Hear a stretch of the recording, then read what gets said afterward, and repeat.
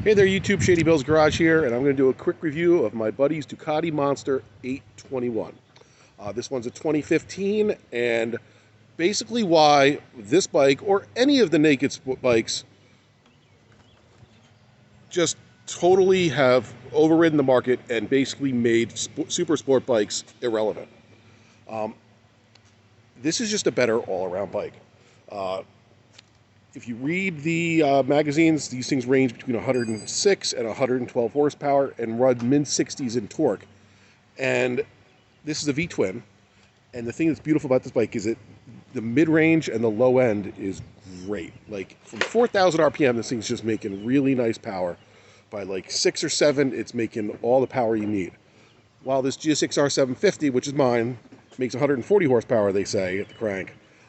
But it has a 14,000 RPM red line, and it's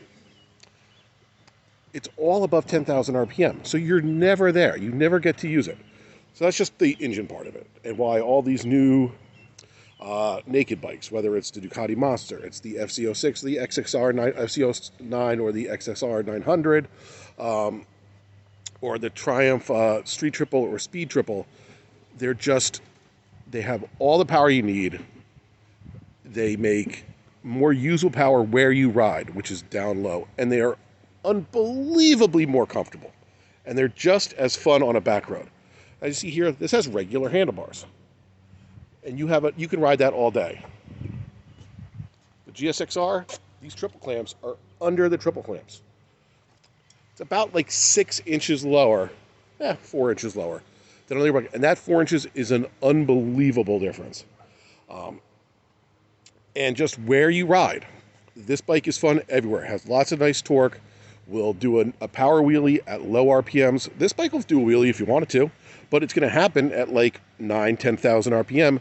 And at that point, you are putting up just illegal numbers. This thing lost the front wheel, 6,000 RPM, first gear. You launch it in second, and you're not going 120 miles an hour when it happens. It has a really nice riding position. Here I am sitting on it. Plenty of room in my legs. I'm sitting here, and I'm sitting almost upright. Almost upright. And it's comfortable. And if you don't like these handlebars, you can change them. You're not locked into the way the bike is built. On a sport bike, that's it. You have the way the bike was built. So this bike has 8,400 miles on it. Little digital dash. Tells you everything you need to know. They sound awesome. This bike has the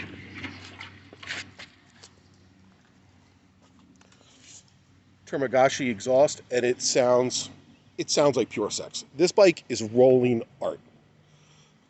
From the tube frame, if you pull up to a bike night on this compared to that, people flock to this. You don't see these bikes every day. And it sounds... Hold on.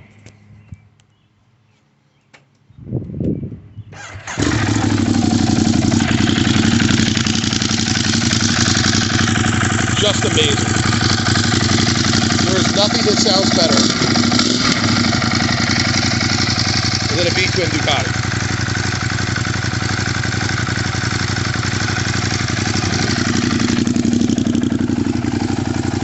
So how's this stacked to the other naked bikes? I have a friend with a Triumph Speed Triple. He has this Ducati, and I used to have the XSR 900 and the FC09. And as far as power goes, they're all about the same. We all went to the drag strip one night. The Yamaha trapped at, I think, 118. This bike, I think, was 2 miles an hour lower at 116. Now, this is me. You're 200-pound riders. And the Speed Triple, I think, was right in the middle and did one. And was, I think, one. It was what they were all within 2 miles of each other. It went to Yamaha, it went to Speed Triple, and then it went to this. But it's immaterial. Like, it's so close in power between all those bikes. This bike is better because this bike has way better throttle mapping. The Yamaha's throttle mapping sucked. The Triumph's is really, really nice. And this bike's is really good. It's not jerky. Your on-off throttle is good. You never feel like it's too twitchy or snappy. This bike really, because the V-twin, it's a little more vibraty than the 3-cylinder bikes. And it really likes to be kept above 4,000 RPM when you're riding it. Or you do get a little vibration, a little, the handlebars will vibrate a little bit. But you keep it above 4,000, 4,500 RPM. And on a back road, by far, this bike handles better than the Yamaha, better than the Triumph. It's more fun on a back road. And it just sounds so good. And it just looks so good. So there's my quick review of the Ducati Monster 821 and why you really need a naked bike instead of a sport bike. Unless you're just doing track time, the sport bikes are just pointless now. These naked bikes have just gotten so good. You have all the handling, you have better drivability, you have more comfort. And the other thing is, on this bike, if you get on a highway, the wind's hitting you in the face. You don't have to go 90 miles an hour everywhere you go.